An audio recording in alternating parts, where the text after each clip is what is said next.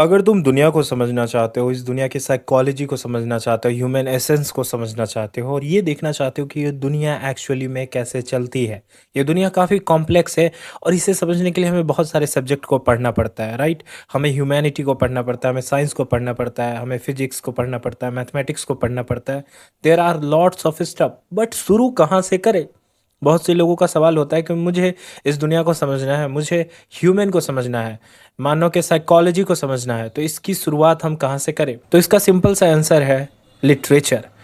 तुम किसी भी तरीके का लिटरेचर पढ़ो, it doesn't matter, Urdu literature, Russian literature, Hindi literature, English literature, किसी भी देश में हो, कहीं से भी हो, वहाँ के लिटरेचर से शुरू करो। और ये मैं बता रहा हूँ अपने पर्सनल एक्सपीरियंस से। तो एक चीज़ मैं तुम लोगों को बताना चाहता हूँ सबसे पहले कि देखो, हिंदी मुझे इतना पसंद है कि सबसे पहले मैंने जो किताब पढ़ी खुद को समझने के लिए या ह्यूमन साइकोलॉजी को समझने के लिए, मैं तुम्हें दिखाना चाहता हूँ। यह है Katyayani. Katyayani, I am sorry for wrong pronunciation. Katyayani. ये क्या बात करती है? ये किताब बात करती है ह्यूमन फीलिंग के बारे में, ह्यूमन इमोशंस के बारे में। इसे लिखा है जयशंकर प्रसाद जी ने।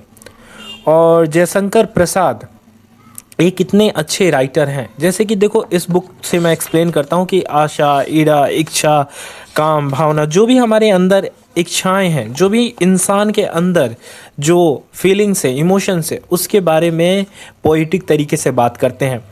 फीलिंग्स को समझना बहुत मुश्किल होता है क्योंकि फीलिंग्स एब्स्ट्रैक्ट होते हैं, कुछ भी अस्तित्व नहीं होता, हम फीलिंग्स को कैसे समझेंगे, राइट। ये बहुत हार्ड होता है। इसीलिए मुझे लगता है लिटरेचर और पोएम और पोएटिक चीज़ों का आविष्कार हुआ। जो चीज़ एब्स्ट्रैक्ट है उसे समझने में हमें काफ़ी मदद मिलती है।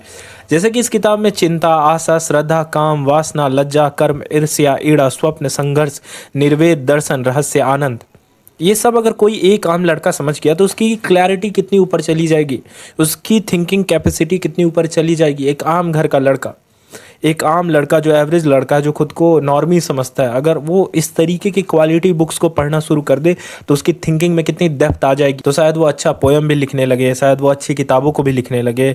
और जब हम अच्छा साहित्य कंज्यूम करते हैं, देखो मैं हिंदी लिटरेचर कंज्यूम करता हूँ लेकिन मैंने थोड़ी रशियन लिटरेचर भी पढ़ी है, जैसे Dostoevsky, Leo Tolstoy, Maxim Gorky. तो इन लोगों को भी मैंने पढ़ा है साथ ही साथ। और जब मैं इन सभी लोगों को पढ़ता हूँ, जब मैं इन सभी लोगों को समझता हूँ, तो ये बहुत अच्छे से ह्यूमन इमोशंस को एक्सप्लेन करते हैं। मुझे नहीं लगता कि दुनिया में ऐसा कोई नॉवलिस्ट होगा जो कि फ्योदर दोस्तोयस्की से अच्छा ह्यूमन इमोशन को एक्सप्लेन करता होगा। That's it. तो अगर आपको अपनी भावनाओं को समझना है तो आप लिटरेचर का सहारा लीजिए। जैसे कि ये किताब मैं बचपन से पढ़ते आ रहा हूँ, तो इसे मैंने रिसेंटली भी ख़रीदा है, ओरिजिनल, राइट। तो मुझे लिटरेचर पर पैसा लगाना पसंद है। सेकंड, जैसे कि मेरे हाथ में कादम्बरी है बाण भट्ट जी की, इसमें भी मैंने बहुत सी चीज़ों को समझा, एक इंसान की वन साइडेड थिंकिंग कैसे होती है। सेकंड, हरिशंकर परसाई की जो उनका जोक होता है, प्रतिनिधि व्यंग होता है, तो उसे भी मैंने पढ़ा कि देखो जो सार्केज़म है, जो ह्यूमर है, वो भी एक तरीके का लिटरेचर है। लेकिन जब मुझे डीप एसेंस में समझना था इंसान के विकास को, इंसान की सोसाइटी को, लोग कैसे एक दूसरे को जज करते हैं, तो ये रहा प्रेमचंद का किताब।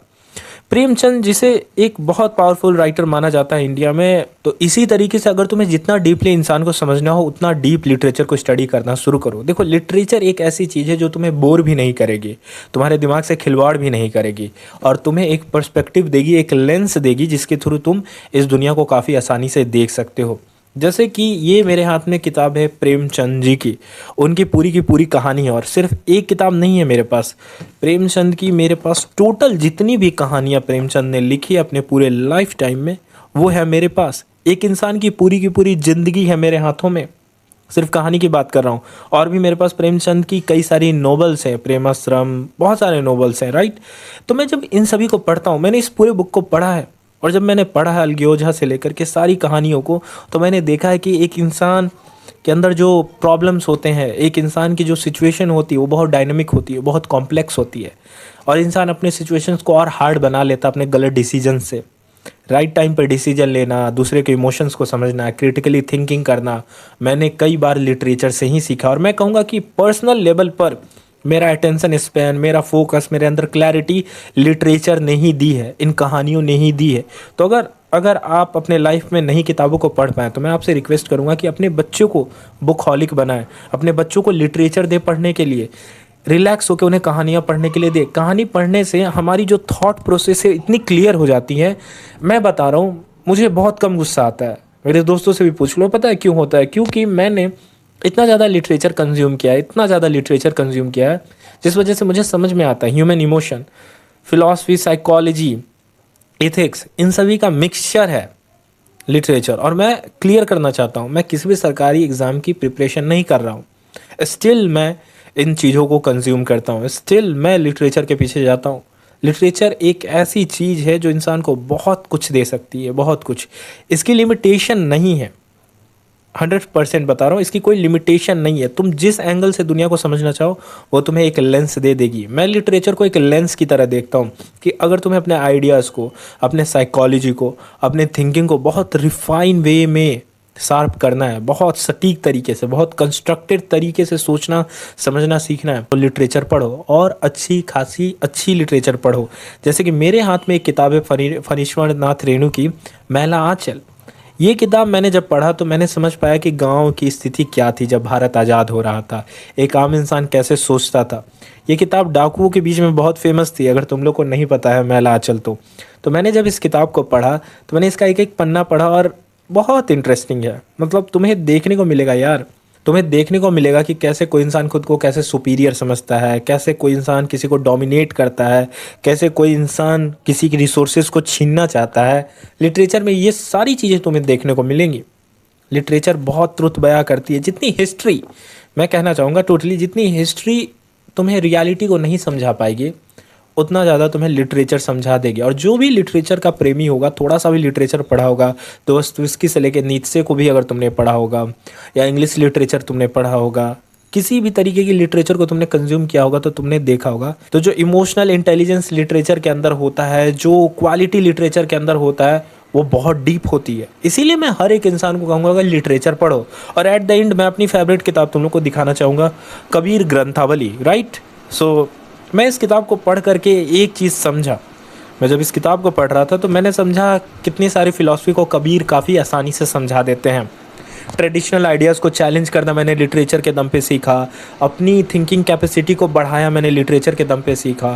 फाइनेंशियल सिचुएशन भी मेरी अच्छी हुई मैंने इन लिटरेचर को पढ़ा। तो मैं बहुत पढ़ता हूँ, और मैं मानता हूँ कि हर एक लौंडे लपाड़े को भाई पढ़ना चाहिए। इतना सारा लिटरेचर मैंने कलेक्ट करके रखा है, मैं एक साथ उठा भी नहीं सकता हूँ। लेकिन तुम लोग समझो, तुम्हें क्या लगता है कि ये सब कुछ पढ़ने के बाद एक इंसान नॉर्मल रह जाता है? तुम्हें क्या लगता है कि इंसान नॉर्मल इंसान की तरह ज़िंदगी जी सकता है इतना ज़्यादा पढ़ने के बाद, या लिटरेचर को पढ़ने के बाद? नहीं जी सकता है। उसे ना ही किसी से नफ़रत होगी, ना ही उसे किसी से दुश्मनी होगी, ना ही उसे किसी से परेशानी होगी। तो अपने मेंटल अवेयरनेस को उठाओ ऊपर। एवरेज, मीडियोकर, नॉर्मल इंसान की तरह मत जियो। कॉर्न कंज्यूम करने से अच्छा है इन लिटरेचर्स को पढ़ो। रील्स स्क्रॉल करने से अच्छा है इन लिटरेचर को पढ़ो। तो मेरा भाई यही तरीका था फ़ोन एडिक्शन से दूर जाने का। मतलब लाइफ में अगर मैं फ़ील करता था कि मेरा कोई पर्पस नहीं है, तो मैंने भाई लिटरेचर को चुना, मैंने हिंदी साहित्य को चुना। मैं साहित्य को चुना, सिंपल सी बात है। मैं हिंदी, उर्दू और साहित्यों में मैंने कोई भी भेदभाव नहीं रखा है। मेरे लिए सारी साहित्य उतनी ही इम्पॉर्टेंट है जितनी कि हिंदी साहित्य है। इंग्लिश साहित्य भी से भी मुझे उतना ही प्रेम है। तो मुझे साहित्य, दर्शन शास्त्र, इन सभी चीज़ों से प्रेम है। और ऐसा वैसा नहीं, दिल से बोल रहा हूँ, 100% दिल से प्रेम है। और मैंने पढ़ा है, मुझे रिजल्ट मिला है। और तुम लोगों को मैं कहूँगा कि मूवी देखने से बेटर है इन सभी किताबों को कंज्यूम करो। That's it. यही तुम्हारे स्क्रॉलिज्म की बीमारी को भी ख़त्म करेगी, यही तुम्हें लाइफ में बहुत आगे लेकर के जाएगी। देखो, मुझे मोटिवेशनल आइडियाज़ देने नहीं आते हैं। मैं मोटिवेशन को क्रैप समझता हूँ, ट्रैप समझता हूँ, राइट। एक स्कैम समझता हूँ मोटिवेशन को। बेटर देन मोटिवेशन, लाइफ में कुछ काम करो। मोटिवेशन से अच्छा जाके मैथ सॉल्व करो, फिजिक्स सॉल्व करो, दुनिया को समझो, रियलिटी को समझो। किसी महान इंसान की बायोग्राफी को पढ़ लो, नेपोलियन को पढ़ लो, लियोनार्डो दा विंची को पढ़ लो, पाब्लो पिकासो को पढ़ लो, या साल्वाडोर डाली की पेंटिंग्स को जाके देख लो। कुछ भी करो, लेकिन ऐसा कुछ मत करो, फ़ोन मत चलाओ, कौन कंज्यूम मत करो, मोटिवेशनल वीडियोज़ मत देखो। ये सब कुछ बेवकूफ़ी वाली चीज़ें हैं।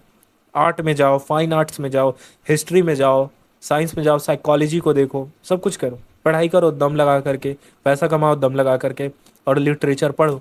और तुम्हें बोलना चाहूँगा कि अपने देश में एजुकेशनल कंटेंट को सपोर्ट करो। अपने वीडियो पे लाइक करने को नहीं बोल रहा हूँ, ऐसी कंटेंट जो भी बनाता है, किसी का 10 सब्सक्राइबर भी है तो उसे जाके सब्सक्राइब करो। राइट। कोई इंसान लिटरेचर पे बात कर रहा है, कोई इंसान साइकोलॉजी पे बात कर रहा है, कोई इंसान एंथ्रोपोलॉजी पर बात कर रहा है, कोई इंसान डीप एसेंस पर बात कर रहा है, ह्यूमैनिज्म पे बात कर रहा है। तो उन लोगों को सब्सक्राइब करो और सपोर्ट करो। अच्छी चीज़ों को सपोर्ट करोगे तो तुम्हारे लाइफ में भी अच्छी चीज़ें होंगी। सो दैट्स इट, आज का वीडियो बस यही था।